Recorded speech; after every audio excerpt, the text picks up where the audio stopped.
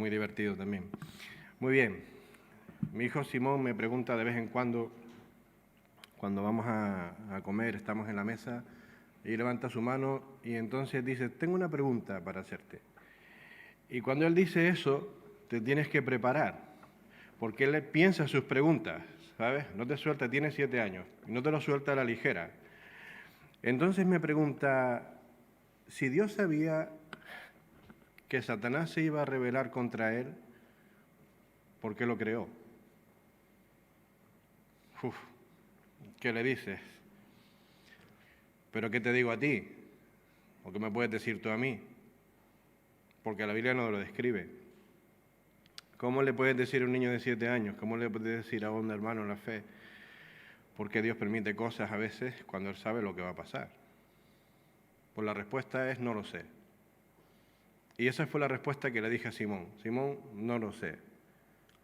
La Biblia no dice por qué, pero sí dice que a pesar de que Satanás pecó contra Dios e hizo un montón de cosas malas, Dios está con nosotros y ha mostrado su amor con nosotros en Cristo Jesús. Y cuando hablamos del libro de Apocalipsis, el libro de Apocalipsis, un libro que muchas veces trae controversia, es un libro sencillo, en esencia, ¿no? Un libro que habla de un futuro, que habla de personas que han rechazado a Jesucristo como el Señor, como el Salvador del mundo. Habla de un Dios justo juzgando las naciones también. Y detrás de todo eso se puede ver un plan de Dios y también se puede ver, cómo no, cómo Satanás intenta una y otra vez echar abajo ese plan de Dios. Es su obra predilecta, acabar con la obra de Dios. No hay nada que le apasione más a Satanás que acabar con el plan de Dios. Pero no puede, porque Dios es soberano. Pero Él insiste y lo intenta una y otra vez. Eso ha pasado así desde el principio de la Iglesia, eso ha pasado así desde el principio de los tiempos, y eso pasará así hasta el final de los tiempos. Y es lo que vemos en Apocalipsis una vez más. El pasaje que nos toca hoy es digno cuando menos de una buena película de Marvel, pensaba ayer cuando estaba escribiendo, o algo así, porque la cantidad de personajes y todo lo que aparece ahí, pues sinceramente me apetecería sentarme, no soy muy fan de películas de Marvel ni nada de esto, no me gustan esas cosas, pero esto sí que me apetecería sentarme y ver una buena peli del capítulo 12 de Apocalipsis, ¿no? Con todo lo que aparece ahí, a ver qué es lo que sería, ¿no? Se nos relata una confrontación cósmica a unos niveles que está o que queda fuera de todo poder humano. Y aunque el texto de Apocalipsis tiene que ver con eventos futuros, no esconde la realidad que ha vivido el pueblo de Dios desde que fue escogido por Dios para ser el instrumento de bendición al mundo.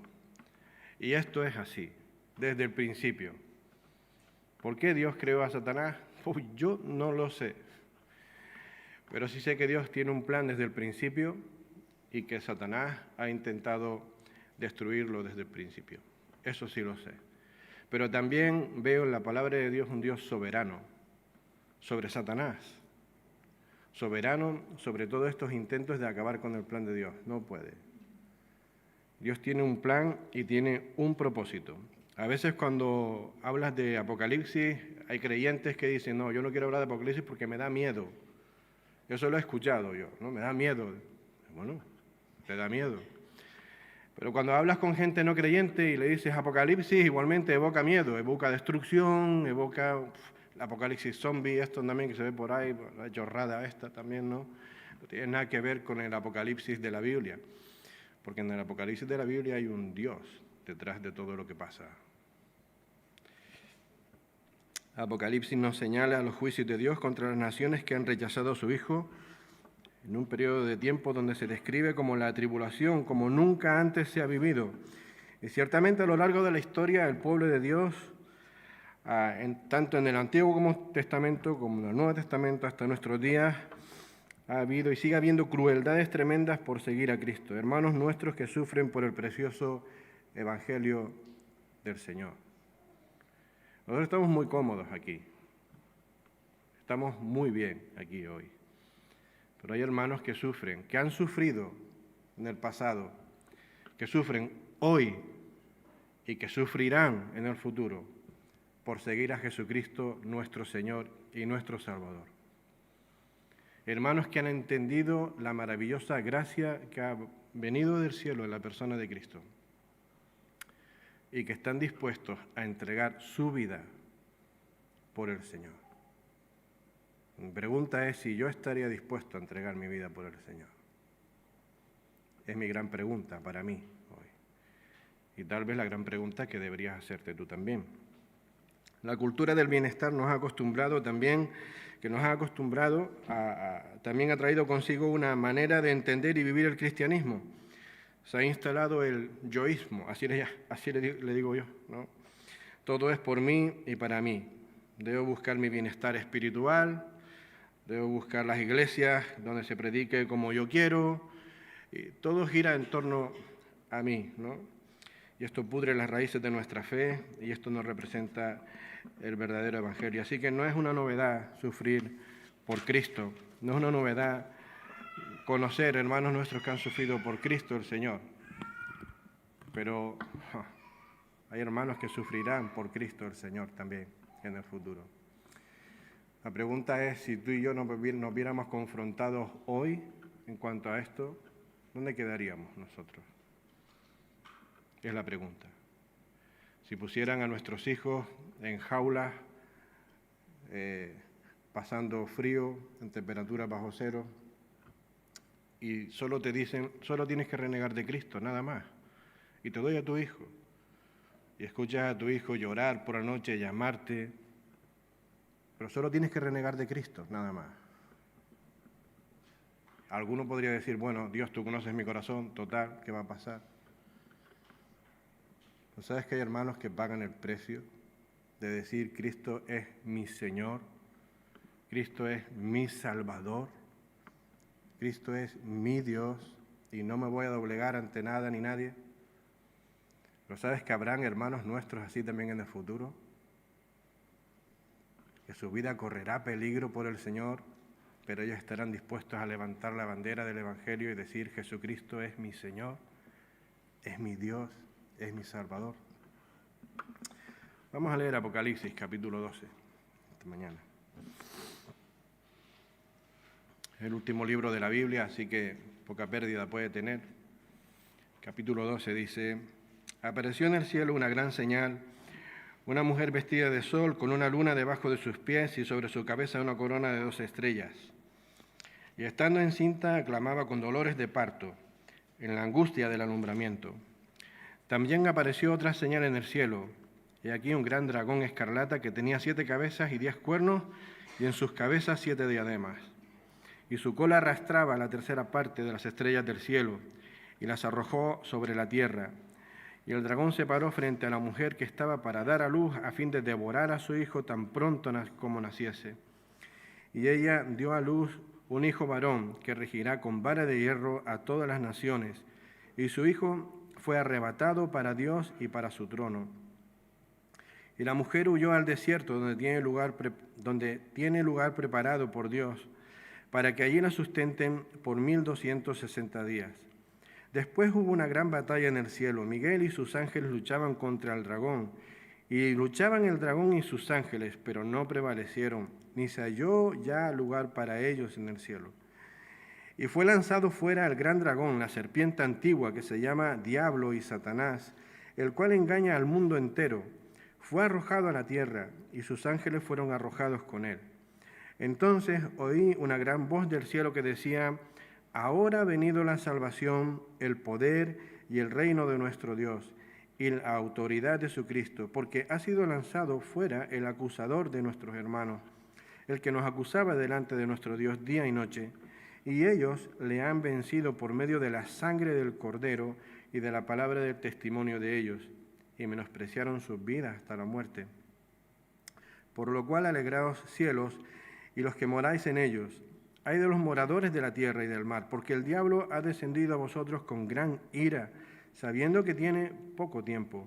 Y cuando vio al dragón que había sido arrojado a la tierra, persiguió a la mujer que había dado a luz un varón, y le dieron a la mujer las 2 alas de la gran águila para que volase de delante de la serpiente al desierto, a un lugar donde es sustentada por un tiempo y tiempos y mitad de un tiempo. Y la serpiente arrojó de su boca tras la mujer agua como un río para que fuese arrastrada por el río.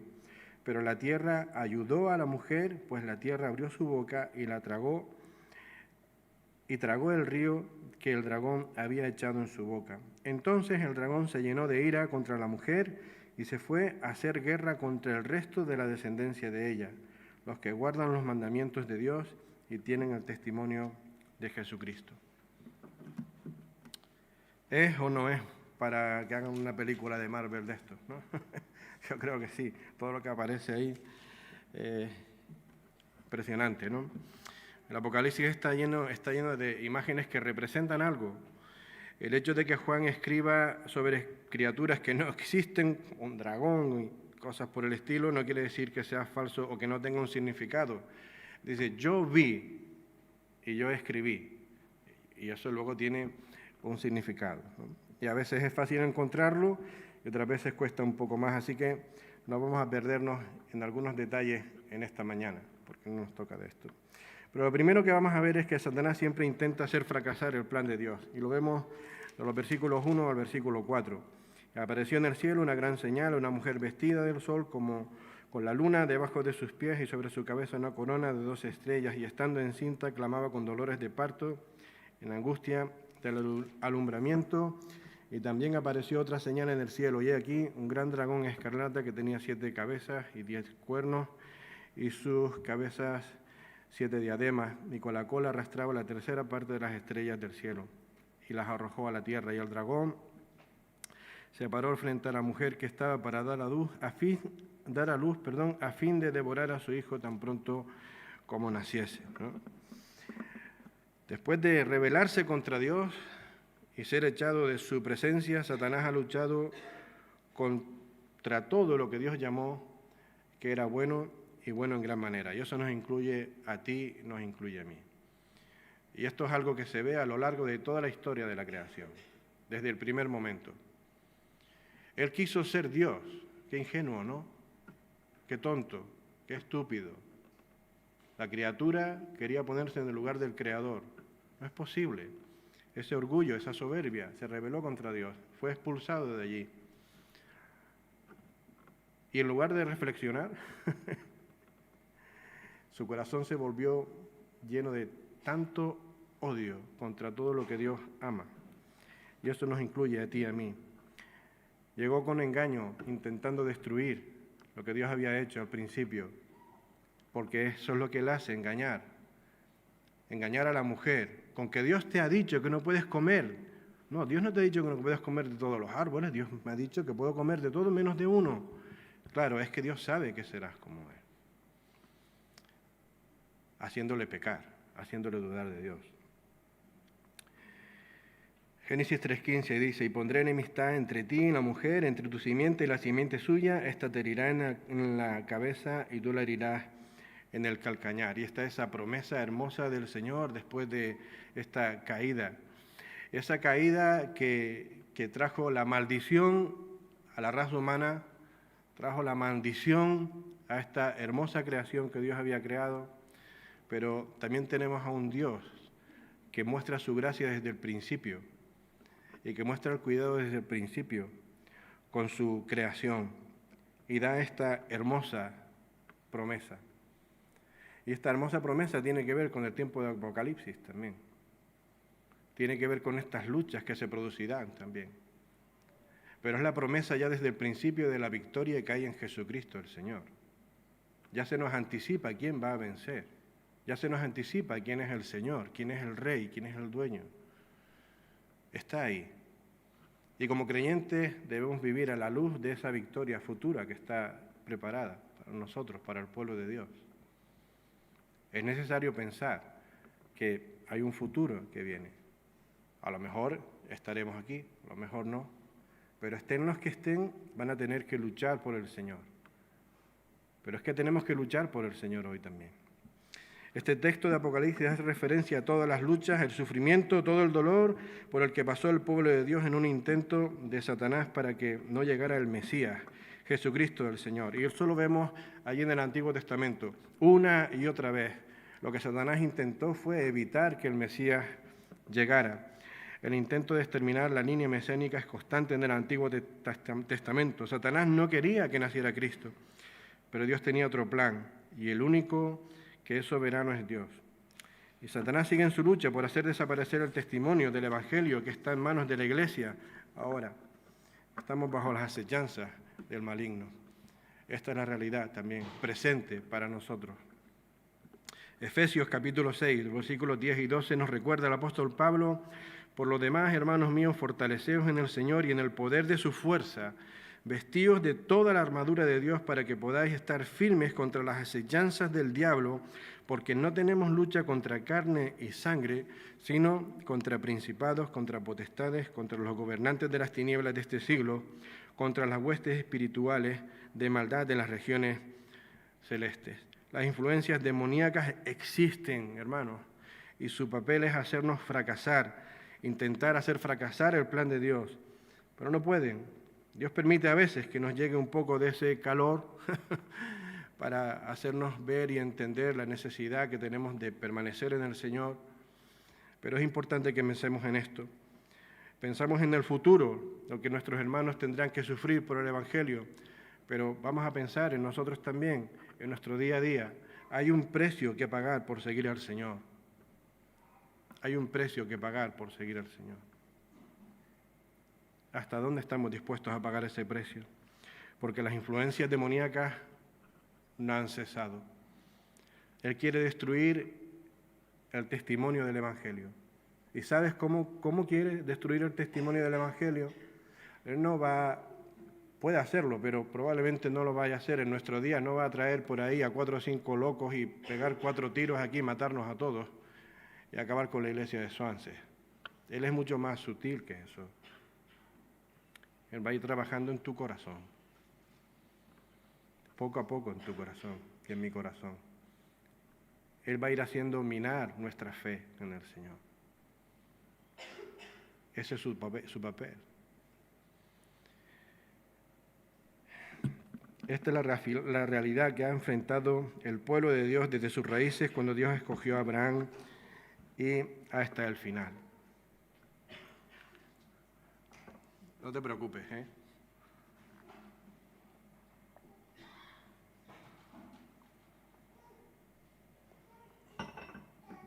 La bebo toda, así terminamos pronto, ¿vale?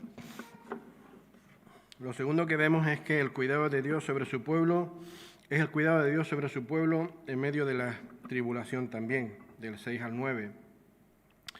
Dice: y la mujer huyó al desierto donde tiene lugar preparado por Dios para que allí la sustenten por 1260 días. Después hubo una gran batalla en el cielo. Miguel y sus ángeles luchaban contra el dragón y luchaban el dragón y sus ángeles, pero no prevalecieron, ni se halló lugar para ellos en el cielo. Y fue lanzado fuera el gran dragón, la serpiente antigua que se llama el diablo y Satanás, el cual engaña al mundo entero. Fue arrojado a la tierra y sus ángeles fueron arrojados con él, ¿no? Dios ya cuidó de su pueblo de muchos peligros en el pasado, pero también lo hace hasta el día de hoy. Satanás no puede hacer todo lo que le apetecería con la iglesia y no lo hará tampoco con lo que le apetecerá hacer en el futuro con el pueblo de Dios, porque Dios cuida y Dios guarda, ¿no? Cuidar no significa estar entre algodones, sino ser sustentados y guardados por el Señor. Y esto es importante que lo aprendamos, hermanos. Porque en la cultura del bienestar, donde estamos y donde hemos acomodado nuestro evangelio, el evangelio de nuestros días también a ese bienestar, pensamos que el Señor tiene que tenernos entre algodones, pero nunca ha prometido eso. Nunca. Seguir a Cristo tiene un precio. Seguir a Cristo tiene un precio que pagar. En algunos casos un precio muy alto que pagar. Pero precisamente es por eso, por seguir a Cristo. La pregunta que a mí se me ocurre es: ¿quién es Cristo para ti? ¿Un pasaporte para la eternidad solamente? ¿O quién es Cristo para ti? ¿Alguien que ha cambiado tu vida? alguien que ha dado sentido a tu vida, alguien que da consuelo. ¿Quién es Cristo para ti? ¿Y quién es Cristo para mí? Hasta que no contestemos esta pregunta no vamos a saber qué precio vamos a estar dispuestos a pagar por el Señor. Pero yo, por lo que vemos aquí en las Escrituras, yo sí sé qué significaba Cristo para estos hermanos que en un futuro tendrán que enfrentar situación de dificultad. Lo es todo. Lo es todo. 3 factores emergen de pasar tiempo en un desierto. La persona que pasa el tiempo en el desierto se vuelve completamente dependiente de Dios para satisfacer las necesidades materiales y espirituales de la vida. El Salmo 63 nos recuerda: Dios, Dios mío, eres tú, de madrugada te buscaré.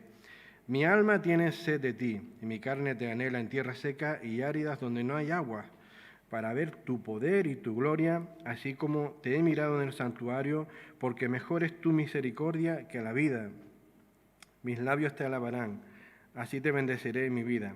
En tu nombre alzaré mis manos. El desierto es siempre un lugar transitorio, y esto es importante pensar también, porque pasar por pruebas y por tribulaciones no será para siempre, será por un tiempo. Y en ese tiempo Dios se encargará de trabajar con tu vida y con mi vida, y así lo hará también en el futuro. El desierto es un lugar donde Dios forma a su pueblo espiritualmente y lo prepara para lo que ha de venir. Es esa fragua donde se mete ese hierro, donde se calienta para darle forma. Así pues, el pueblo de Dios depende de Él para que sea su proveedor y su protector. También se dan cuenta de que su permanencia en la tierra no es sino transitoria, así como el tiempo que pasó Israel en el desierto de Sinaí fue transitorio mientras los israelitas anhelaban vivir en la tierra prometida. También la Iglesia hoy está esperando en la tierra, así ansía estar con Cristo para siempre. Por esto, estos versículos nos enseñan la transitoriedad de la tribulación, pasada, presente y futura. No será para siempre. Y Dios estará al cuidado de su pueblo. Es lo más hermoso y lo más bonito. Aunque sus miembros sufren opresión y persecución, Dios nunca permite la aniquilación de los suyos, y esta es la realidad. No lo ha permitido en el pasado, no lo permite en el presente y no lo permitirá en el futuro tampoco. Número 3, hay un vencedor y hay vencedores. Dice el versículo 10 al 12. Entonces oí una gran voz del cielo que decía: ahora ha venido la salvación, el poder y el reino de nuestro Dios y la autoridad de su Cristo, porque ha sido lanzado fuera el acusador de nuestros hermanos, el cual los acusaba delante de nuestro Dios día y de noche. Y ellos le han vencido por medio de la sangre del Cordero y de la palabra del testimonio de ellos, y menospreciaron sus vidas hasta la muerte. Por lo cual, alegraos, cielos, y los que moráis en ellos. Ay de los moradores de la tierra y del mar, porque el diablo ha descendido a vosotros con gran ira, sabiendo que tiene poco tiempo, ¿no? Hay un vencedor, y este será Jesucristo, y el acusador, que no tendrá más oportunidad de acusar. Juan escuchó una voz del cielo que anunciaba la salvación, el poder y el reino de Dios, un mensaje de esperanza en medio de la tribulación, y el acusador será quitado de en medio. Una de las cargas más terribles con que las personas pueden cargar es la culpabilidad. Es una de las cosas más duras con las que una persona tiene que vivir. No hay nadie que pueda decir que no se arrepiente de algo aquí en esta mañana, ¿verdad? Y no hay nadie que no pueda decir que me hubiera gustado hacer las cosas de una forma diferente, pero ya no tengo oportunidad. No, si pudiera darle marcha atrás en el tiempo, ¿qué cosas no haría? ¿Qué cosas cambiaría en mi vida? Pero no se puede. Estamos en un presente y nos proyectamos hacia un futuro y cosechamos en un presente muchas cosas del pasado. Esa culpabilidad que muchas veces llega a nuestra vida. Y una de las estrategias de Satanás es usar la culpa, señalarte hacia tus pecados y luego acusarte, ¿no? Es una de las mochilas más pesadas que cualquier persona puede llevar, porque no hay nadie lo suficiente bueno ni perfecto fuera de Cristo, ¿verdad? Esta es la realidad.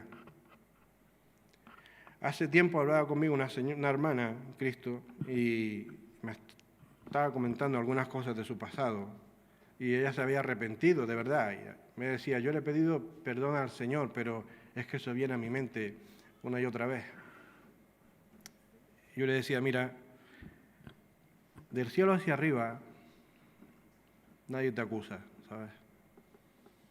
En la presencia del gran juez nadie te acusa. Porque ahí hay un abogado que se llama Jesucristo. Y cuando el acusador viene a decir y a señalar todas las cosas malas que tenemos, y las tenemos, allí se levanta ese gran abogado delante de ese gran juez y dice, he pagado el precio más alto que se podía pagar, la totalidad. La culpa de él la pagué yo. No hay nada de qué acusarle. Y entonces ese gran juez dice, es verdad, no hay nada de qué acusarle. Tienes que marcharte de aquí, Satanás, no puedes hacer nada. Pero él vuelve, insiste otra vez, y vuelve a recibir la misma respuesta. Y como allí no tiene efecto, entonces sí que viene a nuestro mundo terrenal y aquí intenta removernos una y otra vez todas esas cosas que ya han sido perdonadas y que muchas veces se convierten en un lastre para poder seguir a Cristo el Señor. Pero voy a decir algo más. Tenemos que examinarnos y ver hasta dónde quizás nosotros estamos siendo también ese dedo acusador contra tu hermano en Cristo. Tenemos que ver hasta dónde nosotros también podemos convertirnos en un instrumento de Satanás para traer culpabilidad a tu hermano o tu hermana en Cristo. Porque el gran juez, el que podía juzgar de verdad, aquel que podía señalar, no lo ha hecho. Aquel que realmente tiene toda la autoridad para poder desnudar nuestras vidas y decirnos, eres culpable, no lo ha hecho. Mandó a su Hijo a una cruz. Y en la cruz fuimos exculpados. Y eso significa ser justificados delante de Dios. Y si Él nos exculpó, ninguno de nosotros tiene más autoridad que ese gran juez para acusar a nadie.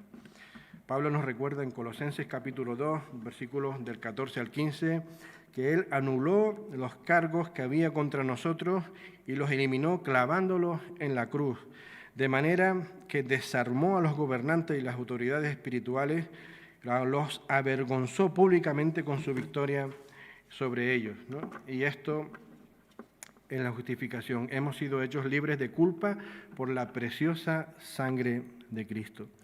Y ahora luchamos no por salvación o por no perder el amor de Dios, sino por vivir en la santidad agradando a Dios. Y esto que nosotros hacemos ahora es algo que también los hermanos que tendrán que enfrentar el decidir si seguir a Cristo o no, harán en un futuro. Es lo que hay aquí. Pero es hermoso ver que hay victoria en Cristo Jesús. Pero si lo traemos a nuestro contexto, que no te paralicen tus pecados del pasado. Te tienes que arrepentir, tienes que reconocerlos, tienes que pedir perdón y tienes que seguir caminando, porque han sido perdonados por la sangre de Cristo. No dejes que nadie te juzgue por tu pasado. No permitas que la culpa inunde tu corazón, porque desde que entregaste tu vida a Cristo, eres libre de culpa. Satanás es un mentiroso por naturaleza y se encargará de recordarte una y otra vez lo malo y lo mala que eres. Y lo somos, ¿no? ¿Hay alguien aquí que puede decir que no es malo? ¿O que es menos malo que el que tiene al lado? Porque si alguien piensa que es menos malo que el que tiene al lado, ya te estás equiparando, porque el orgullo ya se está encargando de llenar esa botella que crees que falta. Y cuando esto no lo tenemos en cuenta, ¿sabes qué pasa? Se destruyen vidas, se destruyen familias, se destruyen iglesias. Se destruyen vidas, se destruyen familias, se destruyen iglesias.